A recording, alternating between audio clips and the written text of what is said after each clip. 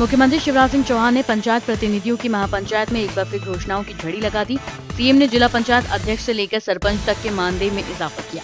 साथ ही सरपंचों के वित्तीय अधिकार बढ़ाते हुए उन्हें धारा 40 के खतरे से भी राहत दे दी।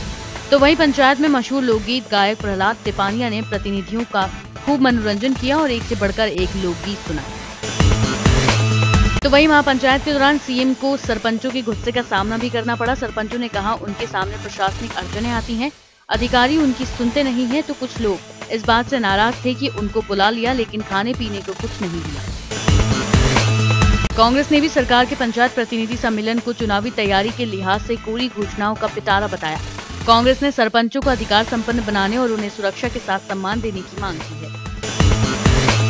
कांग्रेस ने प्रदेश के विधानसभा चुनावों में 65 से 70 टिकट युवा चेहरों को देने का फैसला किया है। जयपुर चिंतन शिविर में वापस लौटे नेता प्रतिपक्ष अजय सिंह ने राहुल गांधी का इशारा मिलने के बाद खुले तौर पर यह ऐलान किया कि विधानसभा चुनावों में 65 से 70 टिकट युवा चेहरों को दिए जाएंगे, जिसके लिए कई सीनियर चेहरों के टिकट भी काटे जा सकते हैं। प्रदेश के विधानसभा चुनाव के लिए पार्टी अपने उम्मीदवारों का ऐलान भी 3 महीने पहले कर देगी, जिसके लिए भूरिया और अजय सिंह मिलकर प्रस्ताव तैयार कर रहे हैं।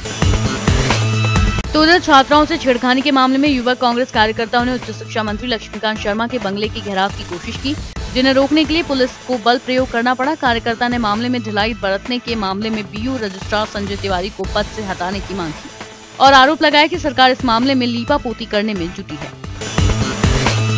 राजधानी के नए डीआईजी डी श्रीनिवास राव ने पदभार ग्रहण करने के साथ ही कहा कि अपराधियों में पुलिस का भय हो और महिलाओं से जुड़े अपराधों की त्वरित विवेचना और मॉनिटरिंग बेहतर हो, इसकी कोशिश की जाएगी। इस मौके पर योगेश चौधरी ने कहा कि कार्यकाल के दौरान कई बड़ी वारदातें हुई, कई वारदातों का खुलासा हो गया, जो रह गई हैं उसका खुलासा अब नए डीआईजी करेंगे। देश के गृह मंत्री सुशील कुमार शिंदे ने बीजेपी और आरएसएस पर बयान के बाद प्रभात चौराहे पर राष्ट्रीय हिंदू सेना के कार्यकर्ताओं ने गृह मंत्री का पुतला जलाया और इस्तीफा देने की मांग की। तो वहीं शास्त्री मार्केट के अध्यक्ष की अगुवाई में गोविंदपुरा इलाके में भी शिंदे का पुतला फूंक सार्वजनिक रूप से माफी मांगने की मांग की गई। पेट्रोल डीजल की कीमतों में बढ़ोतरी के बाद राजधानी की ट्रेवल्स एसोसिएशन ने किराए 7.5% की बढ़ोतरी कर दी है, जिसके बाद लोगों को ट्रेवल्स की गाड़ियों पर 50 पैसे प्रति किलोमीटर और रोज के हिसाब से किराए में 50 से 100 रुपए ज्यादा देने होंगे। गैस टंकी में पानी निकलने का मामला सामने आया है। छोला इलाके में रहने वाले प्रिंस त्रिपाठी ने करीब 20 दिन पहले अप्सरा टॉकीज स्थित चंद्रकांत गैस एजेंसी से सिलेंडर लिया था, जिसमें से गैस की जगह पानी निकलने का मामला सामने आया है। हालांकि जब वे शिकायत करने एजेंसी पर पहुंचे तो एजेंसी कर्मचारियों ने शिकायत को अनसुना कर दिया, लेकिन खाद्य विभाग के दखल के बाद एजेंसी संचालक ने युवक को नया सिलेंडर दे दिया।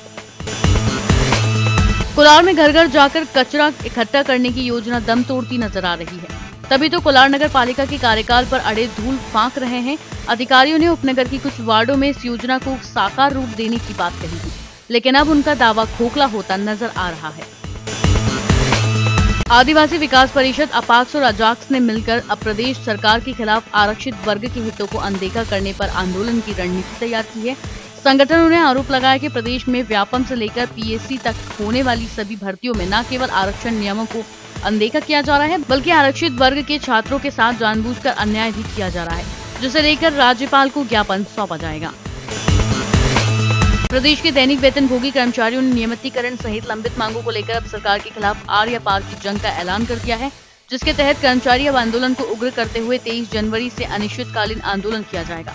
आंदोलन से पहले राजधानी में प्रदेश भर से जुटने वाले दैनिक वेतनभोगी अपने खून से नेताजी सुभाष चंद्र बोस का तिलक करेंगे। कर्मचारियों का कहना है कि बार बार मांग करने और ज्ञापन के बाद भी उनकी नहीं सुनी जा रही है। सिंगरौली में भूमि अधिग्रहण और श्रमिकों के खिलाफ पुलिस के अत्याचार को लेकर सीपीआई ने सरकार से तत्काल सख्त कार्रवाई करने को कहा है।